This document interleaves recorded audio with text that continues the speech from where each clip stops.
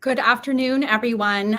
Thank you so much for joining us to celebrate the launch of our latest collaborative effort, our book, which I feel compelled to show, The Origins of Elected Strongmen, How Personalist Parties Destroy Democracy from Within. We have been working on this book for the past several years, and I have to say it's so gratifying to see it all come together in what amounts to, in my view, a really important contribution to our understanding of the challenges facing democracies today, and it helps explain why I think we're seeing democracies all across the globe under such strain. Of course, a lot of people have talked about populism, economic factors, and other issues as the driving factors of the ills facing a democracy. But what we find and what we argue in our book is that it's the rise of personalist parties that are the key culprits. We're, of course, going to get into all of this over the course of the discussion. So let me turn now to introducing my co-authors and also our fearless moderator for today's panel, Susan Glasser. But first, I'm really happy to introduce my co-author and longtime partner in collaboration, Erica Frantz. Erica is associate professor in political science at Michigan State University, where she focuses on authoritarian politics and the security and policy implications of authoritarian rule. And I'm really happy to introduce our partner, Joe Wright. Joe is a professor of political science at Penn State University, and he examines how international factors influence autocratic rule and democratization. And finally, I'm really happy to welcome Susan Glasser, who's going to moderate us for the conversation today. Susan is a staff writer at The New Yorker, where she writes a weekly column on life in Washington, D.C. She served previously as the founding director of Politico magazine, the editor of Politico, and editor-in-chief of Foreign Policy. And she's the co-author of 3 books, most recently one called The Divider, Trump in the White House, 2017 to 2022. So Susan, it's great to have you. I can't think of anyone better to moderate the conversation. So let me turn it over to you. Well, thank you so much, Andrea, and congratulations. No shame in flacking that book. It's, hold it up there again. I do think it is obviously an incredibly timely book for a book that is also a serious academic work. And, it's interesting. It's obviously not a study of the United States compared with other countries that have been experiencing its own version of, the rise of would-be authoritarians. But it, of course, is not only in the middle of our election season here, but you do actually mention, interestingly, Donald Trump a little bit throughout. So rather than keep him as sort of the elephant in the room, if you will, for the end of the conversation, I would like to maybe just start out with that question so people get a sense of the approach that you're taking in the book. It is a very international approach. You're looking at case studies. You're looking at countries that range from Latin America to Europe to Asia. You've got Turkey in there. You've got Viktor Orban. You've got, closer to home here in the Western Hemisphere. The book actually starts with Venezuela, which I hope we can talk about.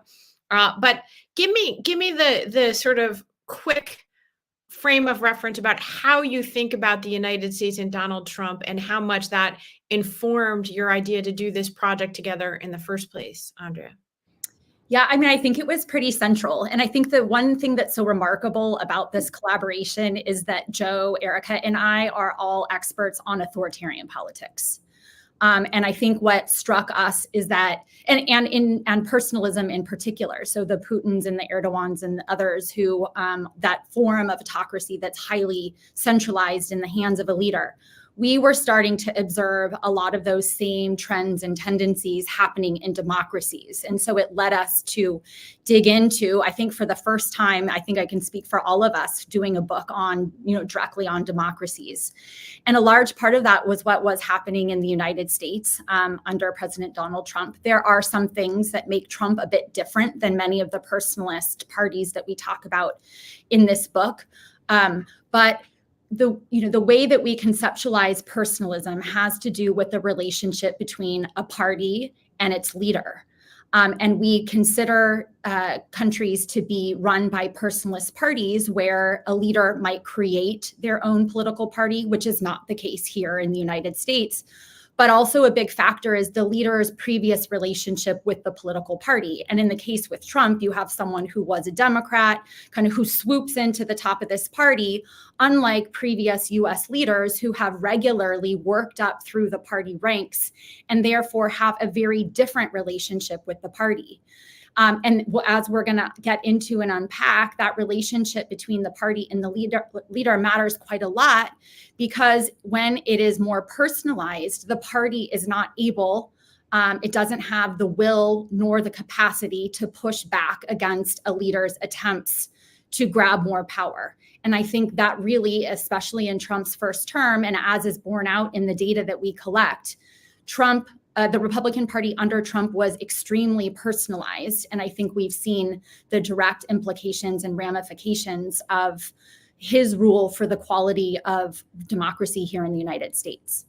Yeah, I want to bring in, of course, the other co-authors on this question too before we sort of walk through it. I have to say, having written a book about Trump's term in office, it is both encouraging and alarming to see that there are actually data to back up what you might say are more reported impressions and examples in here. So that is not necessarily a positive from the point of view of democracy, but it's certainly helpful.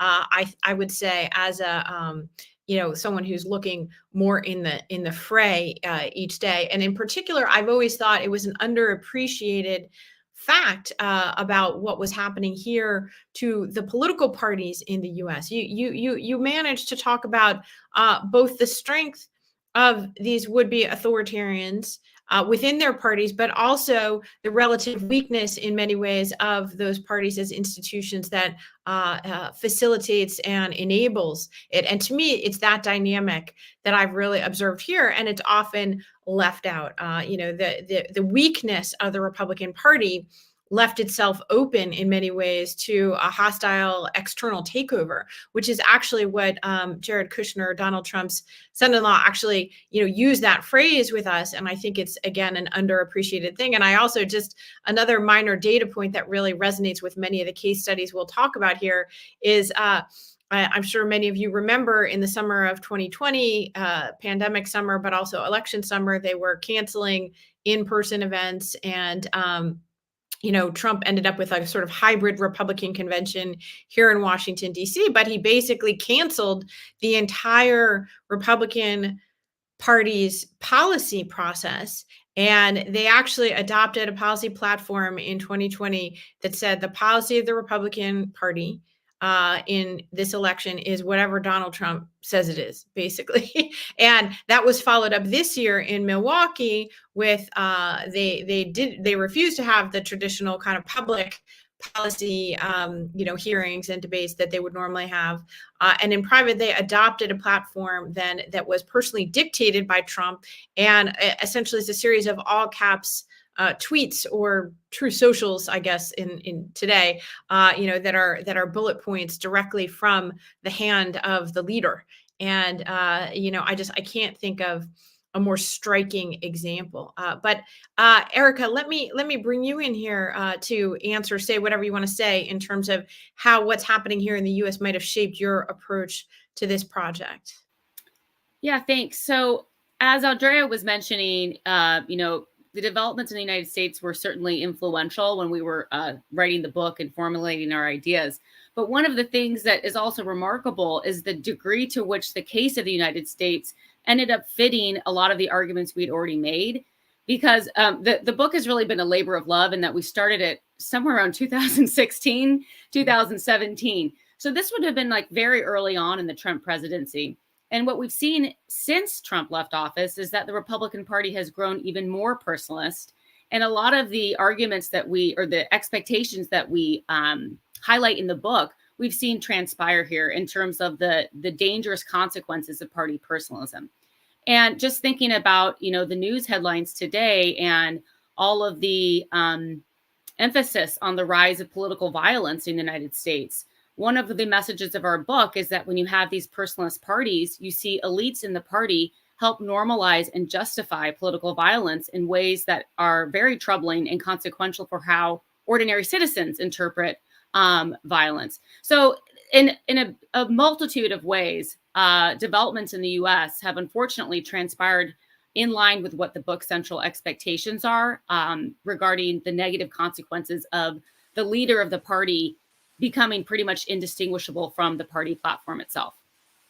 Joe, I'd love to bring you in on that, but and also sort of add a question to you that starts to dig into the book itself, which is Americans have spent a lot of time in the last few years, as have publics in places as varied as Britain and Russia, talking about populism.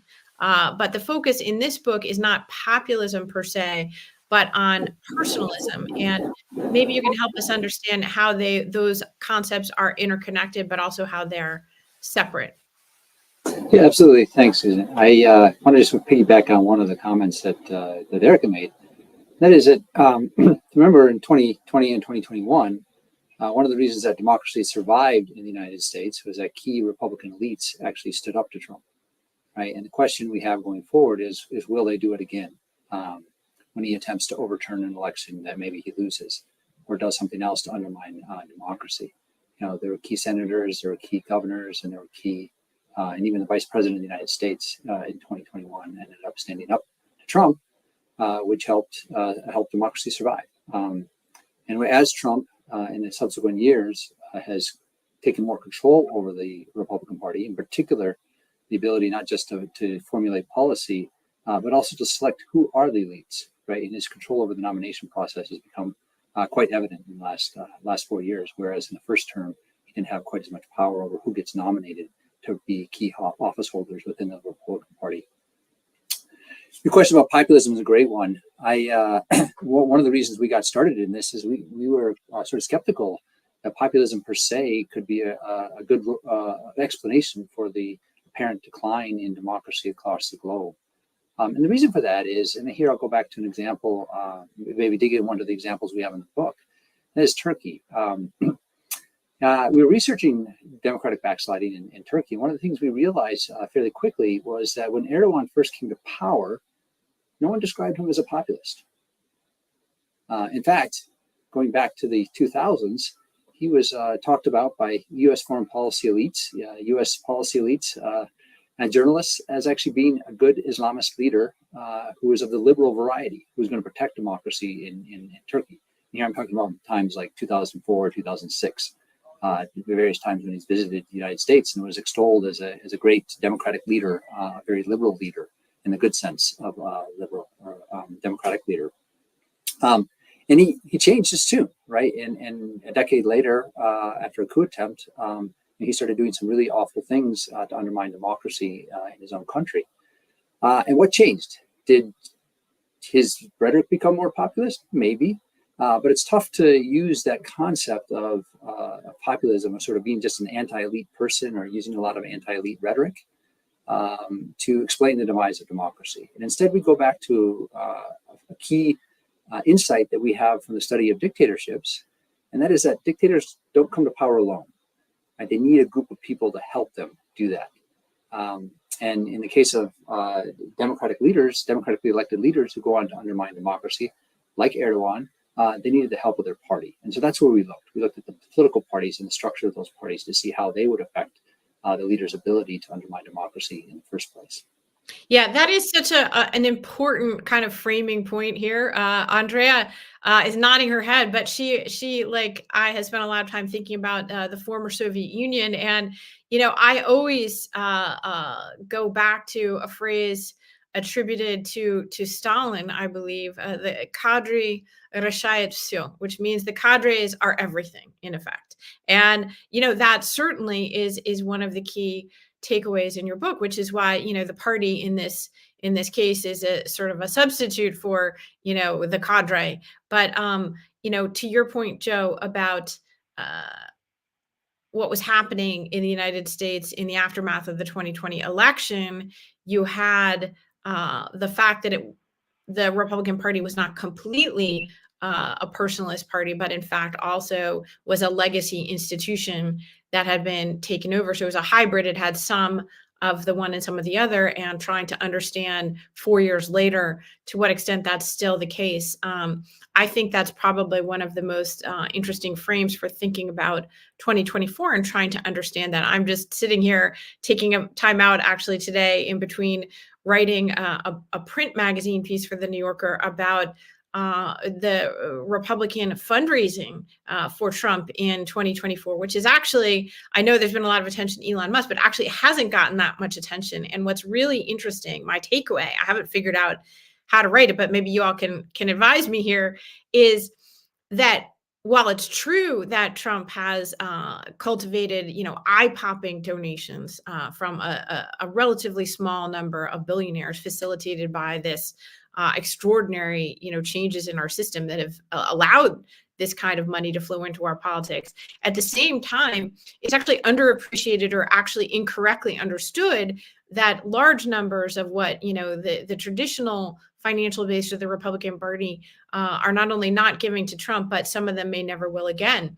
George W. Bush had support from even a majority, financial support and public endorsements from a majority of CEOs of America's largest companies. That's like unthinkable in today's political environment. At any rate, to the cadres, Andrea, I wonder if you can help us understand a little bit what are some of the examples in addition to that make up this concept of a personalist party as opposed to the broader, the more commonly understood populist party. I appreciated your definition of it in part because we tend to sometimes, I think, overstate the role of ideology, not only in our politics here, but perhaps in some of these other countries that are experiencing democratic backsliding, and understate the role of the, what you might call the kind of follow the leader aspects of the politics. Is that what you found as well? I think, another kind of one of the conundrums or one of the things that were kind of piqued our interest is this idea that democracy could be eroding despite broad public support for the concept of democracy. It's not the case that people are turning away for democracy or dissatisfied with it. And you can watch democracies being dismantled in countries where there's strong support for democracy to continue. And it's because it's this very top-down process. And so that's, that's why we focus so much on the party and its ability to push back against the leaders' ability to accumulate more power. I think the other kind of key element that we haven't talked about also is this concept of polarization and how that fits into our argument. Democracy can decay even with strong public support for democracy, because the publics in many of these countries go along with and actually support a leader's decision to take actions that end up dismantling democracy. So one of the features, one of the kind of pathways through which personalism is bad for democracies is that these personalist leaders actually increase polarization in the countries that they govern. It's not the case that it's just that polarization, it creates a conducive environment for these leaders to come to power. That might be true. But what we actually find is that polarization grows in the wake of these leaders coming to power. And so when that happens, you have supporters in the Republican Party who don't withdraw their support for Trump's abuses of power, in large part because they're willing to tolerate and accept those abuses if it means keeping the other side out of power. So I think that was another thing that was so interesting to me, is the way that these parties can get the public to come along, or at least not withdraw their support for leaders who are actively dismantling democracy. They will still continue to support many of these leaders. If their hate and their disdain for the other side is so great, then yeah, they're willing to go along with what the leader does. Yeah, Erica, that I think is such an important point. Many listeners will be familiar with the idea that, strongmen over a long period of time have used democracy or followed the path of democratic elections in order to then dismantle democracy. An example that, everybody's going to cite Hitler's Germany to you as just one of many, many examples.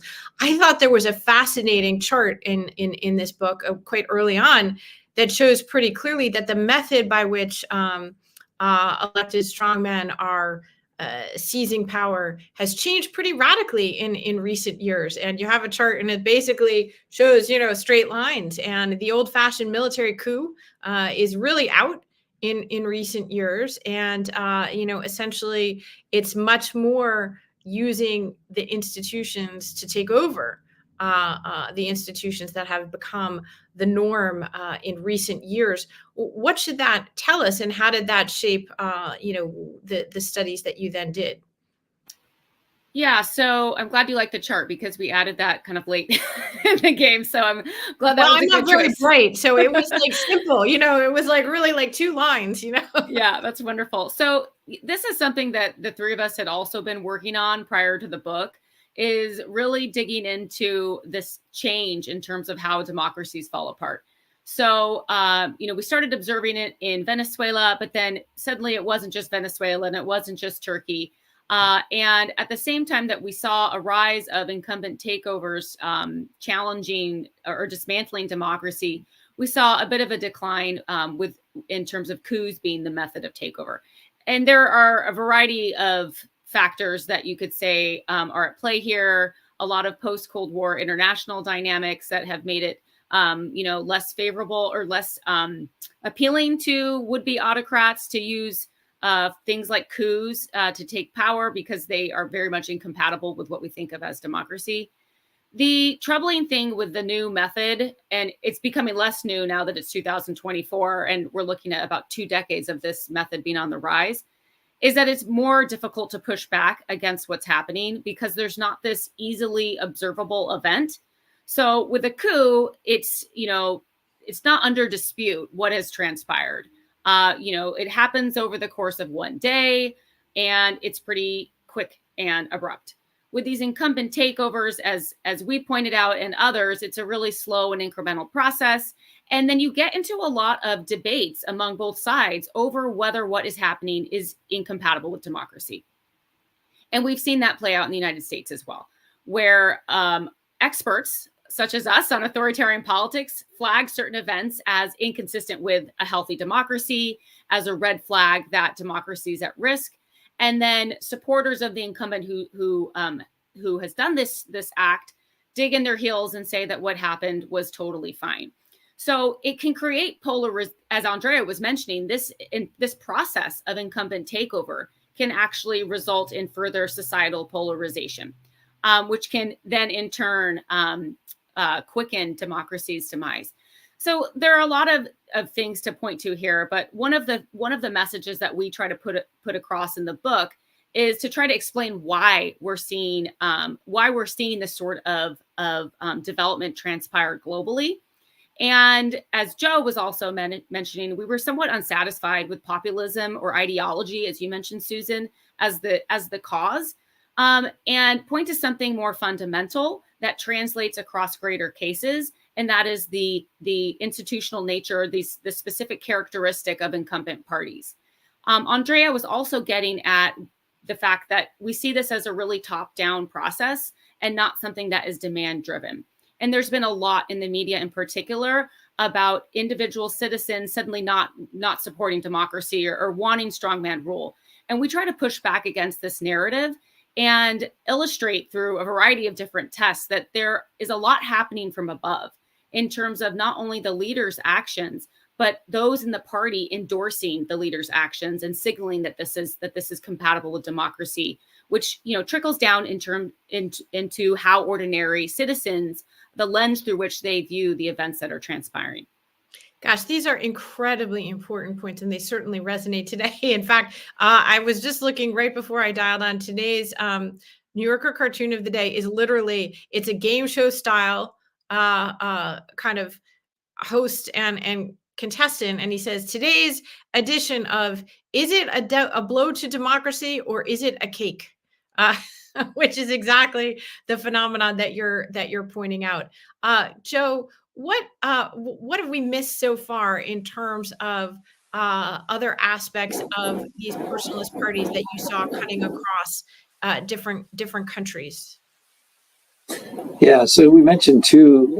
You mentioned, Susan, one really important factor that sort of we find that is consistent across a lot of cases of what constitutes a political personalist party.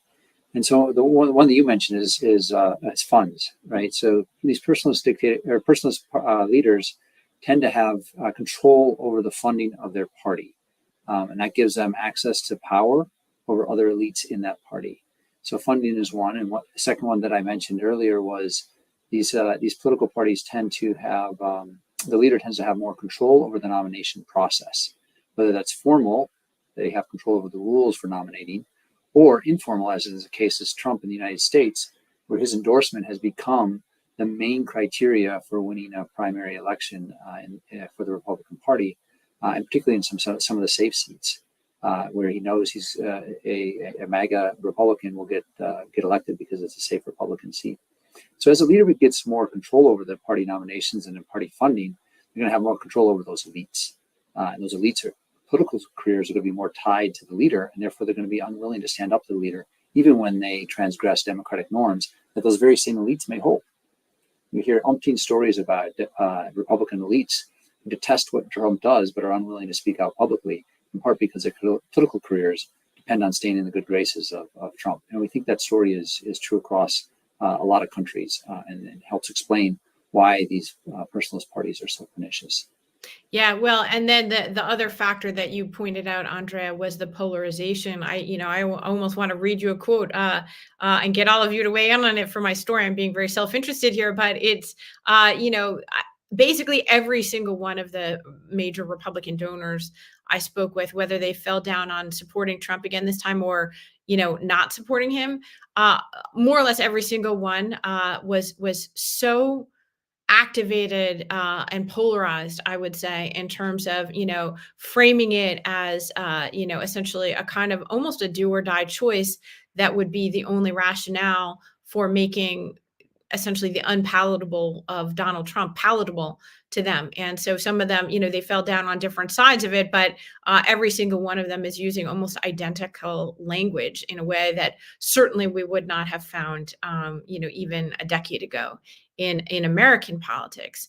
So this goes to my next question, Andrea, which is, okay, what does account for the different trajectories in some of these countries that have experienced democratic backsliding? I mentioned that the book starts with Venezuela, although, of course, it doesn't get us all the way up to the recent, sort of tragic events that underscore the idea that at a certain point in some of these countries, democratic backsliding just leads to the end of democracy.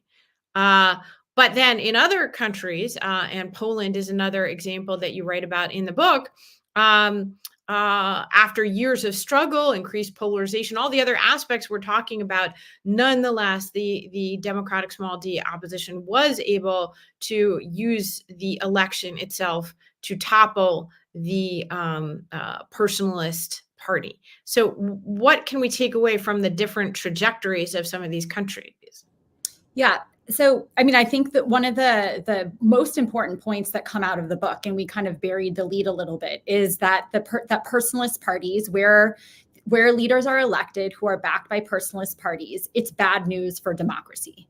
Because we find, and this is based on data looking at all democracies going back many decades, that when these leaders are elected, democracy decays. Sometimes you get the slow, gradual erosion of democracy, like in Poland. But oftentimes you also get the eventual collapse and failure of democracy outright, as in Turkey, I would argue in Hungary, certainly it was Venezuela. So it's bad news for democracy. Sometimes it's a little bit less bad, but the trajectory is definitely bad. And one of the factors that I think helps explain, well, I'd say a future area of research, and we don't dig into this in depth, except with some recommendations in the back, is you turn the tide once this process has begun. Once you have a personalist leader in party, how can you safeguard and protect democracy? And that's where a lot more research needs to be done. But you raise, Brazil under Bolsonaro was able to arrest the decline. Poland under Law and Justice, they were able to arrest the decline. And I think one of the factors that stands out as being really important is early intervention. And if you even just kind of compare what happened in Poland relative to Hungary, the EU intervened a whole lot easier, freezing funds and other things because they had learned their lesson, I think, with the slow dismantling of democracy in Hungary. That early intervention, when outside actors intervene while there still is enough space for members of the opposition to leverage outside and external interventions, it's a whole lot more successful than when this process is left to its own devices and takes on a life of its own. So the early intervention piece, I think, is really very critically important. And I think that's actually one of the great merits of this book. So we basically, compared to a concept like populism, where you don't really know it until you see it and it's going on, and then we finally understand that bad things are happening to democracy. Our book can basically say, when you see a leader elected who comes to power with the backing of the Personalist Party, democracy is at risk. And already then, at that moment, external actors, the United States, EU, others, democracy activists and organizations could begin to take steps to help safeguard and make more robust democracies that are at heightened risk. So, of the policy implications, I think that one is among the most important from our book. We can say in advance, when the election happens, look, democracy is at risk. And so let's prioritize resources to focus on these countries where we know, statistically speaking, the risks of democratic decay are highest. Yeah, I think that's really interesting. Although, of course, here in the United States, it's not like the EU is going to intervene to protect at-risk American democracy. I do want to ask you, Andrea, before I go back to the others, tell us a little bit, though, about the ways in which it might be hard to, that sounds kind of like a simple and straightforward, okay, well, we've got the formula down here. If a personalist party is created, brings to power a leader, that already is a tell that there's a risk factor. But you talk a little bit, for example, in the book about France, and the general decline and decay of party identification that's happening around the world. That may be facilitating the rise of these personalist leaders, but it also may make it hard to tell. And as you point out in the book, you can't get inside the heads of these people, but obviously there is a difference, it turns out, between a Macron and an Erdogan, between a Macron and an Orban. And so what did you end up thinking about that factor? Yeah, I think Macron was the exception to the rule. And obviously we're doing big kind of cross-national statistical analysis. Not every single case perfectly fits the expectations that the quantitative research delivers. And so that's why we were really intrigued and looked into, well, what was it about France where Macron created his new political party? Well, why didn't French democracy decay during his tenure? And so we looked into our other expectations about what happens with personalist leaders, their staffing of the political party with friends and loyalists and people who don't have long experience in politics. Other things that traditional personalist leaders do, Macron did not do. And so we were able to kind of go through and document that there were things that Macron did that were different relative to other leaders who create their own personalist parties. Mm-hmm. Erica, what about the role of history? Again, I know this is more of a political science book, but obviously, what leaps out to me as a, just an outside reader of this book is that, some of the countries you're talking about have very different histories or much more less experience with democracy than some of the other countries you're talking about. How do you take that into account when weighing outcomes and why they might vary in these different countries, even though the macro trends are obviously present across countries with huge array of experience? Yeah, so we tackle that in a couple of ways. One is through all the empirical work where Joe, who did all of that, is able to account for a variety of different historical legacies and things from the past that might be driving some of these outcomes. So we considered a wide array of potentially confounding factors that might be leading to these results.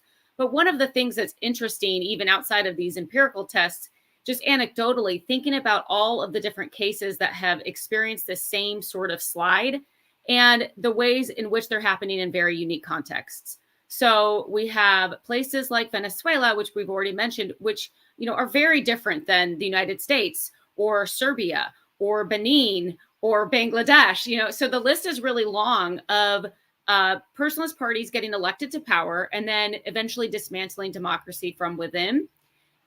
These events are happening in both rich countries, poor countries, established democracies, short-lived democracies, and so forth.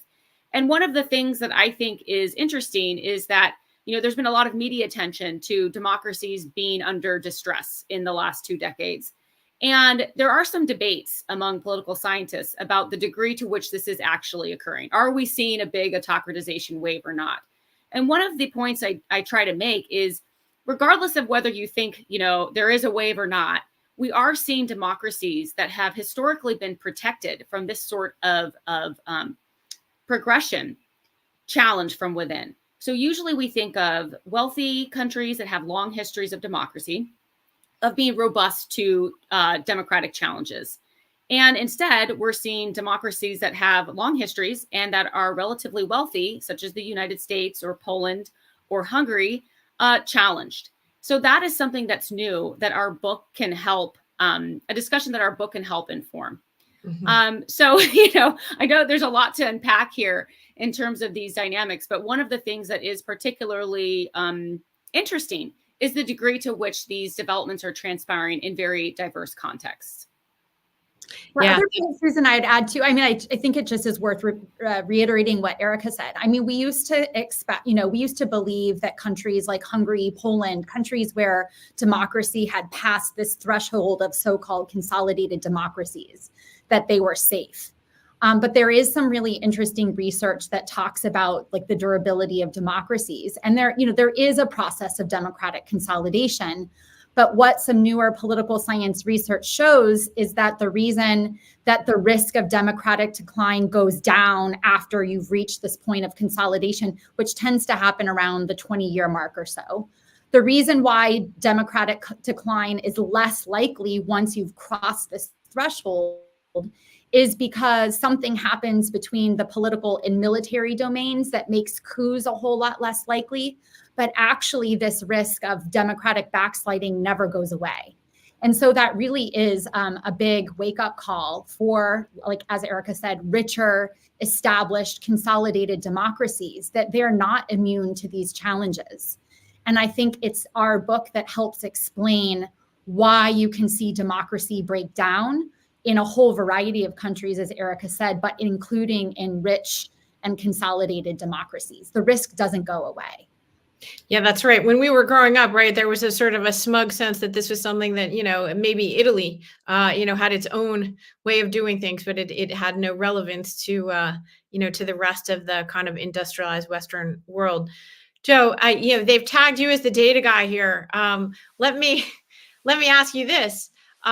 What did you find in there that you did not expect to find, or that, were conclusions that maybe you weren't sure would turn up? I think Andrea and Erica have actually just been talking about one of those, but what are some other surprises in the actually running the numbers? Yeah, so there's two patterns that jump out that weren't part of our initial explanation, but then as we see the pattern, we're like, oh yeah, okay, I could see why this would make sense. And so one of those is, we talked earlier about this distinction between a military coup, which is the way that most strongmen had come to power traditionally and historically. And now we've got this democratically elected leaders who are undermining democracy from within. Well, it turns out that even the current military coups, what's going on is ahead of time, before those coups are happening. And this is still true that these coups are most likely to happen in relatively low-income countries with a history of coups. But even in those places, those coups are being preceded by leaders doing exactly what we thought they would do to undermine democracy. So there's this gradual erosion of democracy led by the democratically elected leaders. And then there's a military coup, and that happens in response to that. And so coups in, for example, Benin or in Bolivia, particularly in 2019, those were responses to democratic backsliding that was led by incumbents who were looking to undermine democracy and stay in power for a good long time. And so coups have been seen as sort of a check on that and doesn't necessarily bring stability. But nonetheless, even the coups are a response to some of the conditions that we're talking about. So that's one area. And the second is that, and this gets to our larger sort of point of not only where do we see this happen, but secondly, what can be done to sort of stem the bad trajectory, and that is we see it much more likely to happen even when the party, the ruling party, has control over the legislature, and that's a real key piece. There is that when the elites within a ruling party aren't willing to stand up to the leader when he or she undermines democracy, well, that doesn't matter as much if the opposition has some power in the legislature and can check the ruling party's excesses. What really matters and where we really see a steep decline in democracy is where that opposition is weak and they don't have legislative power. And so one of the mechanisms that sort of starts this pernicious process is when the ruling parties, personalist ruling parties, win the executive power, and then they start to change the rules of the game so they can gain more legislative power, even if they're less popular. And so we've seen a couple of cases where that sort of rejiggering the rules of democracy in order to gain control over the legislature is really the start of the process. And then even the opposition, even though they're still quite popular and can win some votes, aren't winning enough seats in the legislature to really stand up and counter the excesses of those personalist leaders. Mm-hmm. Andrea, is there? Well, Susan, let me add one point. Just talking about surprises, and Erica was talking about this earlier in terms of political violence, but I was really surprised to see the strong kind of empirical link between personalism and political violence, especially and what we found is when these personalist leaders lose elections, even then the threat to democracy isn't over, because when they lose, it tends to be associated with an uptick in political violence. And so I can just remember working on this book and us working on this, and then the Capitol riots happen in the United States. And then you fast forward, and when Bolsonaro is voted out of office, again, violence erupts there. And so it's another key thing, but just in terms of like real world relevance and things playing out as we would expect based on like the empirical evidence in the book, that linkage between the personalist and political violence, I think I found surprising. And it was, is really even just shocking to watch it play out in real time. Yeah, indeed. Erica, you're nodding your head. Were there other surprises for you from where you started the project? They kind of hammered in on two of the more interesting ones. The other thing that was kind of surprising was the degree to which our expectations played out in the data. I'm not used to that happening in so many different domains. So the stars kind of aligned in many ways. But I did want to circle back to another contemporary example of some of this happening. The case of Mexico. And, we see a leader of a personalist party get elected. And then even though AMLO has left power, he hasn't really left power. And now we're seeing this judicial overhaul, which is a real blow to any independence of the judiciary. And something that we actually talk about in the book as well, that the leaders are going to try to expand power by tackling the judiciary and the bureaucracy and all these things. And all of this was able to be set in motion in Mexico, as Joe was pointing out, because of the legislative majority. So once you get both of those two things, the leader of the personalist party elected and a legislative majority, it is very difficult to see things roll back. Instead, you tend to see a domino effect where power begets more power. And ultimately, we see the risk of democratic decline go up quite a bit. Yeah, Andrea, that this is really, I think, such an important point. Listening to everyone describe, though, what are the key steps along the road? It sounded to me like, Vladimir Putin really did create the modern template for this. Not to say that there haven't been, earlier eras versions of this, but having lived in Moscow and covered it, basically the first 4 years of Putin's tenure, it's almost like a checklist type approach in terms of especially the underappreciated like structural changes in both how the legislature, the Duma, works, how elections worked, and how political parties worked, and how takeover of the Duma was a very underappreciated aspect. Many people know about Putin's taking over of independent press and the only independent television network. But I don't think that people understand that the other thing he was doing contemporaneously with that was dismantling the one institution that had really provided a check and a constraint on Boris Yeltsin's power in Russia's, sort of very tenuous 10-year experiment in a more democratic system.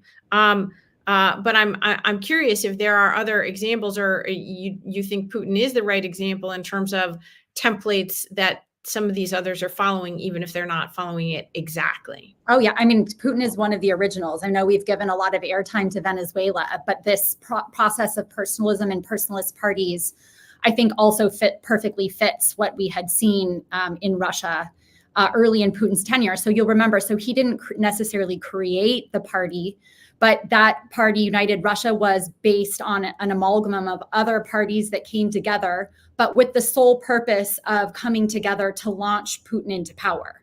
So the party was all about the leader.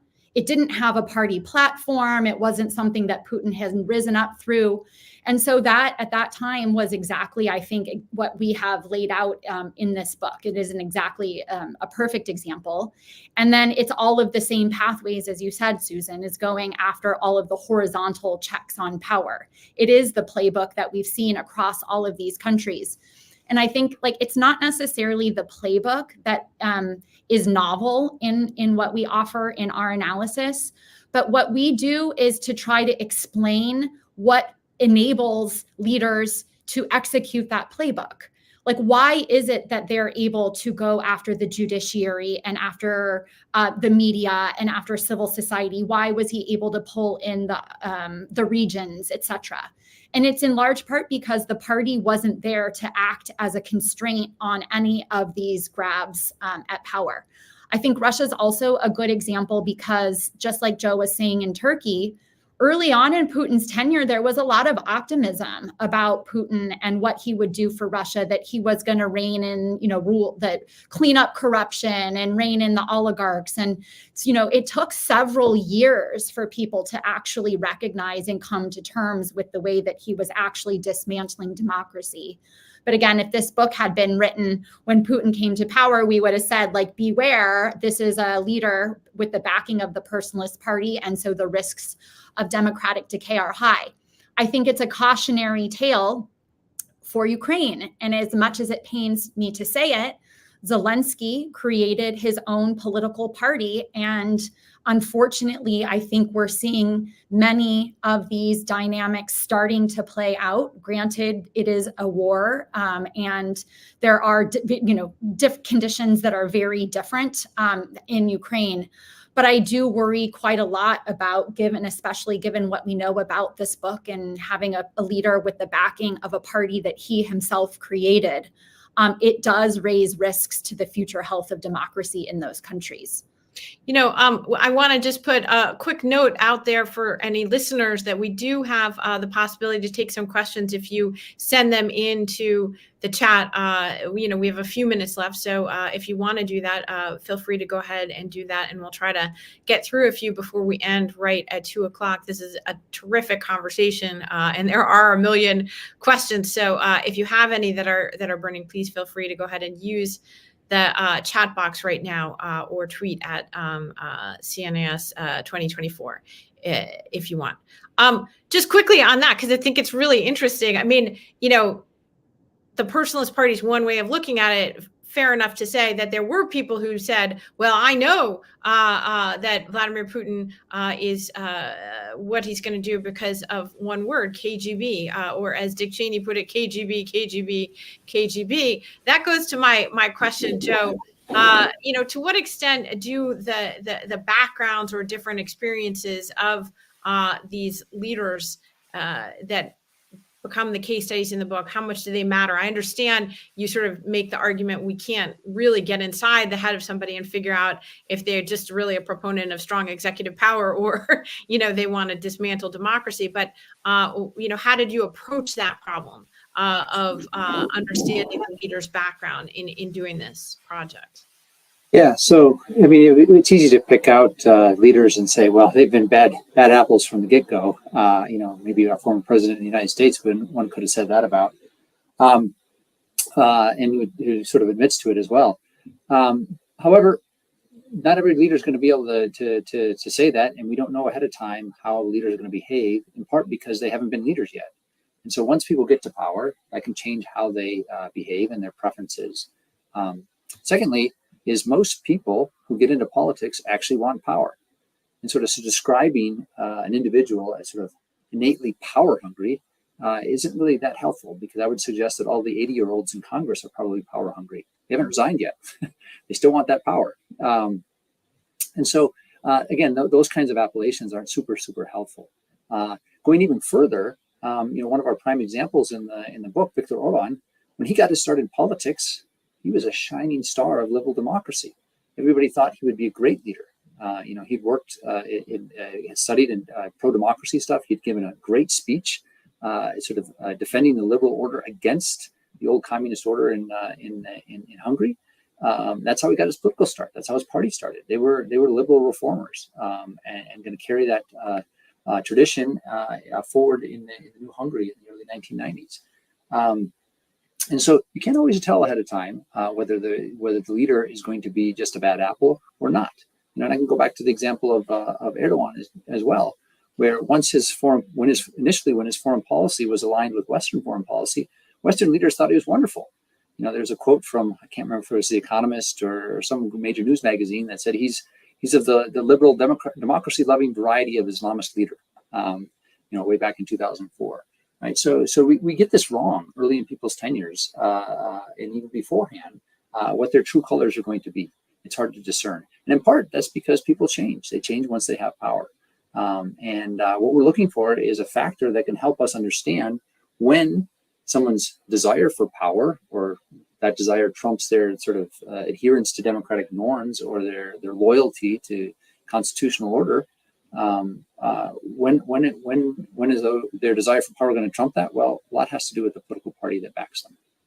Yeah, that's so interesting. So here's an audience question, and I think it's important because we haven't talked as much about the leaders. We've talked about the parties.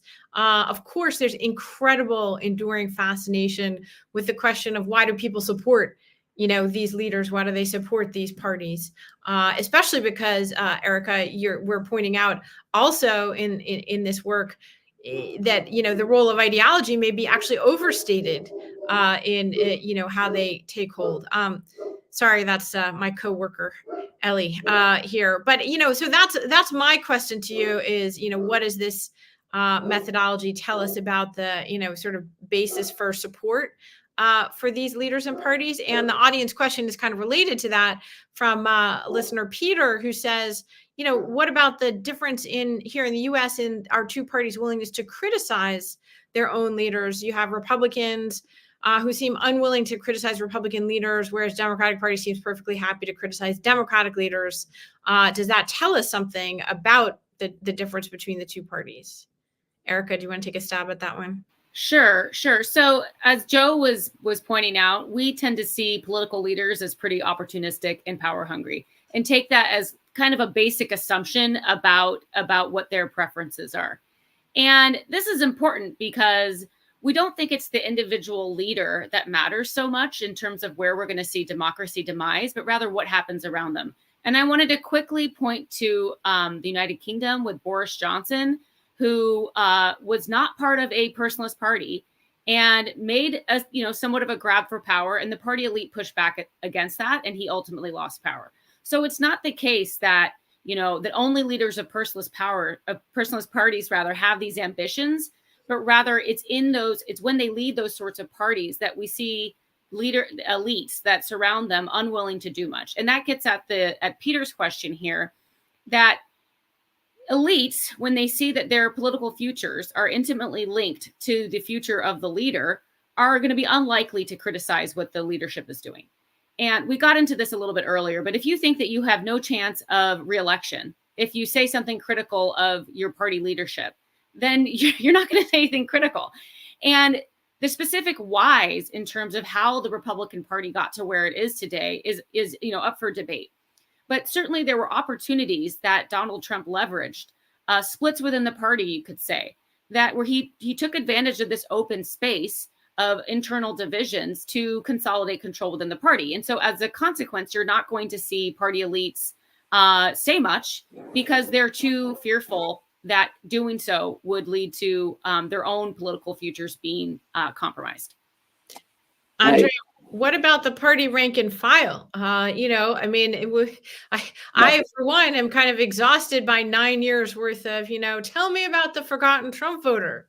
What does this book tell us about the forgotten Trump voter, the forgotten Orban voter? Is that really what's going on?